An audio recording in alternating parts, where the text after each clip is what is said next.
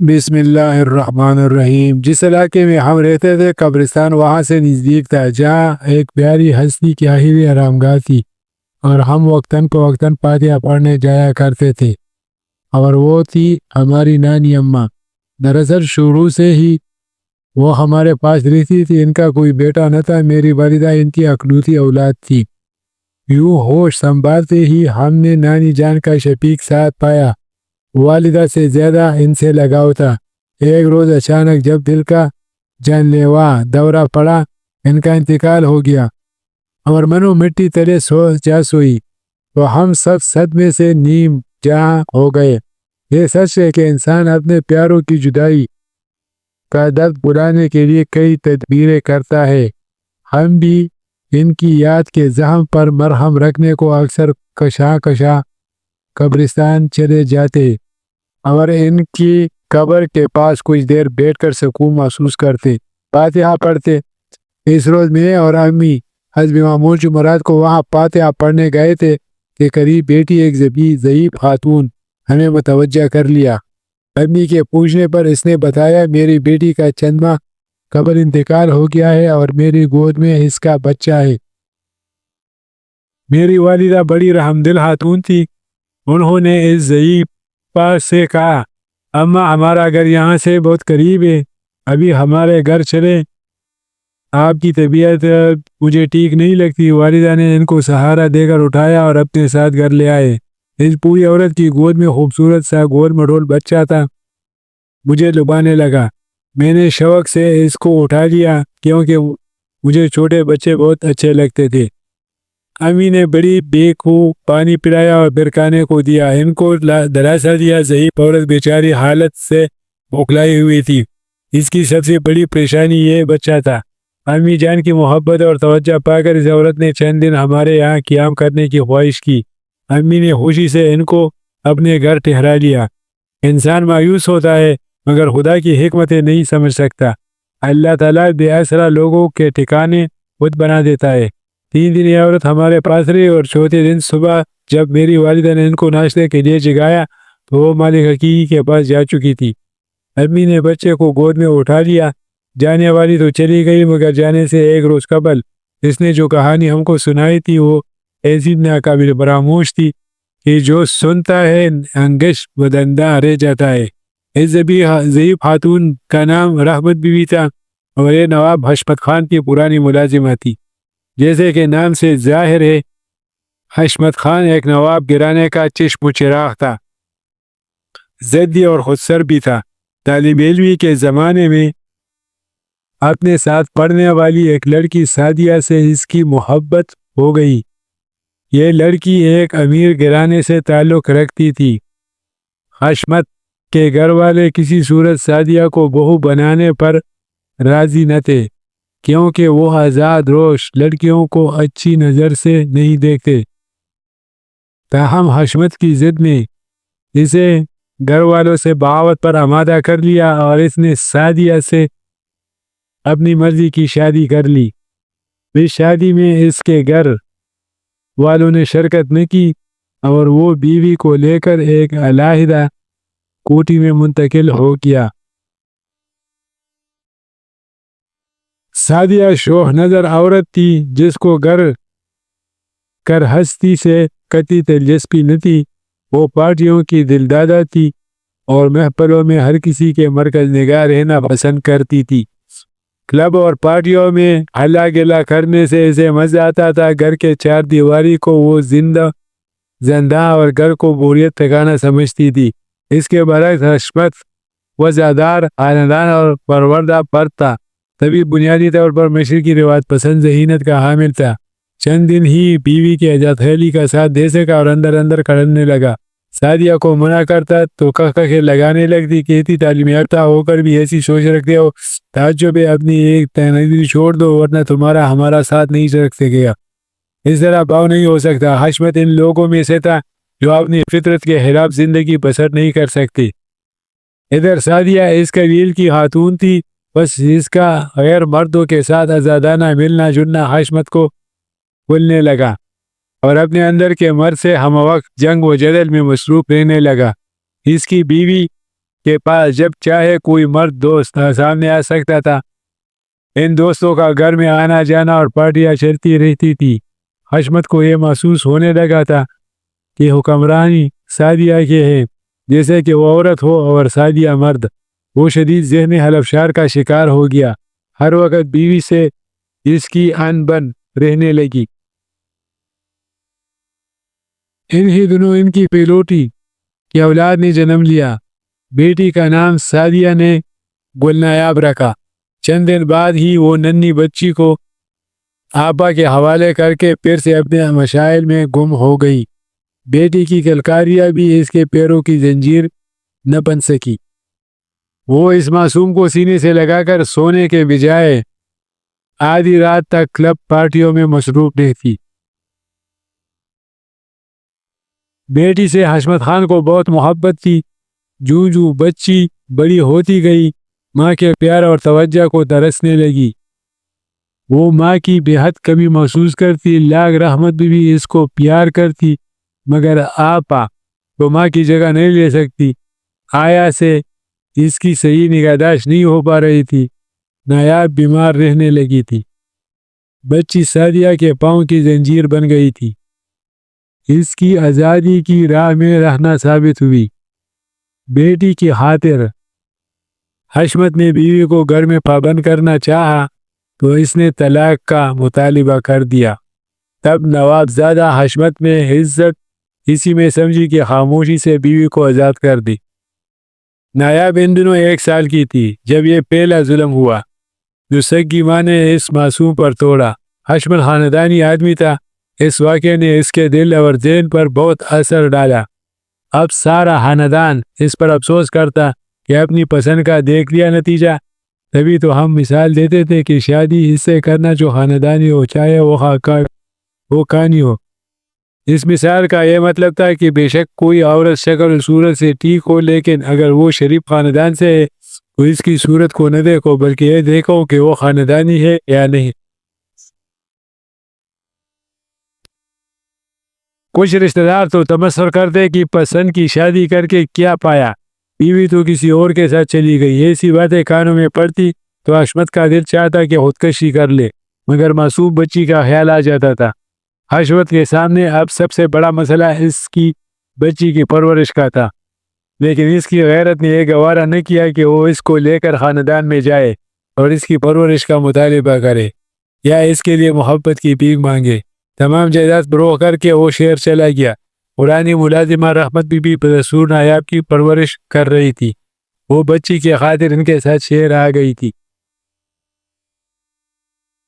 رحمت بی نے اپنی گود کی گرمی دے کر نایاب کو بڑا کیا، اور جب وہ اسکول جانے لگی تو رحمت بھی نواب صاحب کے کان کہنے لگی کہ آپ اور شادی کر لیجئے، میں کب تک جیوں گی، بوڑھی ہو چلی ہوں، آپ اور نایاب تنہا زندگی نہ گزار سکیں گے۔ رحمت بی کی کوششوں سے حشمت خان نے ایک شریف گھرانے کی لڑکی سے نکاح ثانی کر لیا۔ نئی ماں کے آتے ہی گھر کا ماحول بدل گیا۔ پہلے نایاب سب کچھ تھی اور اب گھر پر کسی اور کی حکومت ہو گئی۔ کبھی کبھار نایاب کے کانوں میں ایسی باتیں بھی پڑ جاتی کہ وہ آوارہ ماں کی بیٹی ہے، جانے یہ کیسی نکلے۔ یہ باتیں اس کو بہت زیادہ ڈسٹرب کر دیتی تھی۔ خدا کی کرنی کہ حشمت خان کا ایک حادثے میں انتقال ہو گیا۔ اب ستیلی ماں ہی مختار کل تھی۔ ان دنوں نایاب یونیورسٹی میں تھی اور وہاں ہاسٹل میں رہتی تھی۔ اس کا ہاسٹل اور تعلیم کا خرچہ بھی بند کر دیا گیا۔ یہی نہیں، ستیلی ماں سائمہ نے اپنے بھائی کے ساتھ مل کر نایاب کو جائیداد سے محروم کرنے کا منصوبہ بھی بنا لیا۔ پہلے سے کچھ جائیداد حشمت خان نایاب کے نام کر گئے تھے۔ اس نے اسی پر اکتفا کیا اور دوسری جائیداد جو اس کی وراثت میں ملنی تھی، اس سے وہ اپنے ستیلے بھائی کے حق میں از حد دستبردار ہو گئی، کیونکہ وہ سائمہ ستیلی ماں سے تصادم نہیں چاہتی تھی۔ سائمہ ایک روز بیٹے کو لے کر میکے چلی گئی۔ گھر میں نایاب اور آیا رحمت بی رہ گئی۔ تنہائی نے نایاب کی روح میں الہو سے برکا دی۔ وہ اپنی سگی ماں کے بارے میں رحمت بی سے قریب تھی، اپنے ستیلے بھائی سے مانوس تھی، سو وہ بھی گھر میں نہیں رہا تھا۔ آیا میں اس کو سمجھایا کہ آپ پڑھائی پر دھیان رکھیں، تعلیم ہی ہے جو آپ کے کام آئے گی۔ نایاب نے پھر سے پڑھائی پر توجہ دی۔ اس نے سالانہ امتحان میں اتنے اچھے نمبر لیے کہ اس کا اسکالرشپ پر بیرون ملک چلی گئی۔ اس کا ارادہ پی ایچ ڈی کرنے کا تھا، مگر تھوڑے عرصے بعد اس کے سر میں درد رہنے لگا۔ تب بھی معائنے پر پتہ چلا کہ وہ کینسر جیسے موذی مرض کا شکار ہے۔ علاج معالجے کے لیے بڑی رقم درکار تھی۔ اس نے رحمت بی بی کو لکھا، اسے علاج کے لیے رقم کی ضرورت۔ آیا نے اس کی جائیداد اونے پونے اس کی والد کے وکیل کے ذریعے فروخ کر کے رقم بھجوا دی۔ جن دنوں وہ بستر عیادت پر تھی، اس کا کلاس فیلو لڑکا عیادت کو آیا۔ یہ ایک افغانی طالب علم تھا جو اسلامک سوسائٹی کی جانب سے اس کے لیے ڈونیشن لے کر آیا۔ اس لڑکے کا نام محب خان تھا۔ وہ بہت اچھا آداب و اخلاق کے دولت سے مالا مال تھا۔ اس نے جب نایاب کی حالت سنی تو اس کو اس بے بس لڑکی سے بہت ہمدردی ہو گئی۔ وہ باقاعدگی سے اس کی عزت کو آنے لگا اور پھر نہ جانے کس لمحاتی جذبے سے مغلوب ہو کر اس نے نایاب سے شادی کا فیصلہ کر لیا۔ حالانکہ ڈاکٹروں نے بتا دیا تھا کہ یہ لڑکی کینسر کی مریضہ ہے۔ محب خان کے والدین امیر لوگ تھے۔ وہ اس کی شادی محب کے چچا سے کرنا چاہتے تھے۔ انہوں نے بیٹے کو پاکستانی لڑکی سے شادی کی اجازت نہیں دی، لیکن محب خان نے اس کی نہ سنی اور نایاب سے چند دوستوں کی موجودگی میں شادی کر لی۔ شادی کے بعد محب نے کرائے پر فلیٹ لے لیا اور نایاب کو بھی اسپتال سے رخصت مل گئی، کیونکہ وہ محب کی محبت کو پا کر حیرت انگیز طور پر صحتیاب ہو رہی تھی۔ زندگی میں پہلی بار کوئی اپنا ملا تھا۔ یہ خوشی نایاب کے لیے کسی سرمایہ سے کم نہ تھی۔ محب خان نے اپنے خاندان میں شادی کی اطلاع نہ دی۔ وہ لوگ افغانستان میں رہتے تھے۔ ان کو علم بھی نہ ہو سکا کہ ان کے بیٹے نے بیرون ملک میں گھر بسا لیا ہے۔ البتہ نایاب نے رحمت بی کو خط لکھا، تمام احوال آگاہ کر دیا، کیونکہ اس کا اس دنیا میں آیا اماں کے سوا کوئی نہ تھا۔ محبت کا اپنا ایک الگ رنگ ہوتا ہے اور اس کی قوت کسی سے پوشیدہ نہیں۔ حیرت انگیز طور پر نایاب کی صحت بہتر سے بہتر ہوتی گئی۔ ڈاکٹر بھی اس پر حیران تھے۔ سچ کہا ہے کسی نے کہ موت اور محبت میں ہر ایک میں ایک طاقت ہوتی ہے کہ وہ ہر شے کو بدل دے۔ جس کیس کو معالج لاعلاج سمجھتے تھے، اس کا علاج روحانی خوشیوں سے خود بہت ہو رہا تھا۔ محب خان نے نایاب کو ایسی بھرپور محبت ملی کہ جینے کے امنگ اور زندہ رہنے کی خواہش نے تریاک کا کام کر دیا۔ لگتا تھا کہ محبت نے موت سے پنجہ آزمائی کی ہے اور اس میں کینسر جیسی لاعلاج بیماری کو شکست دے دیے۔ ان ہی دنوں افغانستان کے حالات خراب ہونے لگے اور محب خان کا خاندان بھی ان حالات کی لپیٹ میں آ گیا۔ محب خان کو اپنے عزیز و اقارب کی طرف سے پریشان کن خبریں ملنے لگی تو وہ خود سے قابو نہ رکھ سکا اور گھر والوں کی خیریت دریافت کرنے وطن چلا گیا، جہاں وہ ناگہانی حالات کی ستم ضریبی کا شکار ہو گیا اور کسی کی گولی کا نشانہ بن گیا۔ نایاب کو محب خان کی قریبی دوست نے آ کر اطلاع دی، جو امریکہ میں پڑھ رہا تھا۔ خبر سنتے ہی وہ سکتے میں رہ گئی۔ یہ خبر اس کی زندگی پر بجلی بن کر گری اور اس کی خوشیوں کو جلا کر راکھ کر گئی۔ ان دنوں وہ امید سے تھی اور اس قدر دل گرفتہ ہوئی کہ بیمار پڑ گئی۔ بھلا اب اس کا دل کہاں لگتا؟ دل شکستہ نایاب نے واپس جانے کا فیصلہ کر لیا۔ اس کے لیے تو زندگی کا حسن ختم ہو چکا تھا۔ محب خان کی بنا جینے کی امنگ بھی نہ رہ گئی۔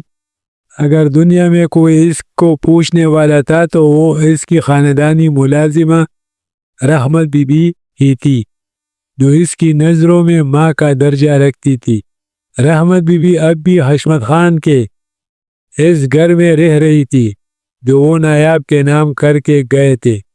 نایاب کے نام پر 2 مکان تھے۔ ایک کرائے پر اٹھا ہوا تھا جس سے رحمت گزر بسر کرتی تھی۔ یہ انتظام بھی حشمت خان کے دوست وکیل نے کر کے دیا تھا۔ نایاب نے آتے ہی ان مکانات کو فروخت کر دیا کیونکہ ایسے رقوع کی اشد ضرورت تھی۔ دونوں ایک کرائے کے گھر میں منتقل ہو گئے جہاں نایاب نے بیٹے کو جنم دیا اور پھر کچھ عرصے بعد حالق حقیقی سے جا ملی، کیونکہ کینسر کا موذی مرض پھر سے بھوت کر آیا تھا۔ اس کا ننھا بچہ بھی ماں کی طرح رحمت بی بی کی گود میں پناہ لینے پر مجبور ہو گیا۔ اب وہ بوڑھی ہو چکی تھی اور ذریعہ معاش بھی کوئی نہیں رہا تھا۔ وہ اس بچے کی ذمہ داری سنبھالنے سے قاصر تھی، تاہم اس کو پھینک تو نہ سکتی تھی اور نہ کسی اور کے حوالے کر سکتی تھی، کیونکہ اس کو نایاب سے محبت تھی۔ یہی محبت آڑے آ جاتی اور وہ اس کے بچے کو سینے سے لگا لینے پر مجبور ہو جاتی تھی۔ حالات سے گھبرا کر اس روز وہ بچے کو گود میں لیے نایاب کی قبر بیٹی رو رہی تھی جب میری اور امی جان کی اس سے ملاقات ہو گئی۔ ہمیں تو گمان بھی نہ تھا کہ جا رہے ہیں نانی اماں کے لیے فاتحہ پڑھنے اور آگے خدا ایک کول سا بچہ ہمارے دامن میں ڈال لے گا۔ یہ ایک ایسی ذمہ داری تھی کہ شاید ہی لوگ ایسی ذمہ داری کو قبول کرنے پر آمادہ ہوتے ہیں، لیکن میری ماں کو حوصلہ اور سوچ بھی اس خالق نے دی تھی جس نے اس بچے کو دنیا میں بھیجا کہ جس کی ماں باپ دونوں ہی نہ رہے تھی۔ سو والدہ نے کہا کہ اللہ تعالیٰ کو اس نیکی کے بدلے ہمارا امتحان مطلوب ہے، تو ہمیں بھی قدم پیچھے نہیں ہٹانا چاہیے۔ شاید یہی رب کی رضا ہے۔ اپنے رب کی رضا سمجھ کر ہم نے اس کی دیکھ بھال شروع کر دی اور اس کا نام اکرام رکھ دیا، کیونکہ یہ اللہ پاک کا ہم پر کرم ہی تھا جو ایک ایسی نیکی نے ہمارے دل پر دستک دی تھی جس کی برائی کو سنبھالنے کا ہم میں حوصلہ نہ تھا۔ بہرحال اکرام کی پرورش ہونے لگی۔ بتاتی چلوں کہ اب اکرام ماشاءاللہ جوان ہے اور خود کو امی کا بیٹا ہی سمجھتا ہے۔ ہم بھی اسے یہی باور کراتے ہیں کہ وہ ہمارا بھائی ہے۔ ہم نے اس کو نہیں بتایا کہ وہ ہمارا کچھ نہیں لگتا، بتانے سے پیدا کیا اس کا بھی اس جہان میں ہمارے سوا کوئی نہیں ہے، اگر ہے بھی تو ہم کو علم نہیں ہے۔ دوستو، آپ کو یہ کہانی کیسی لگی؟ اگر اچھی لگی تو لائک کریں، شیئر کریں اور چینل کو ضرور سبسکرائب کریں۔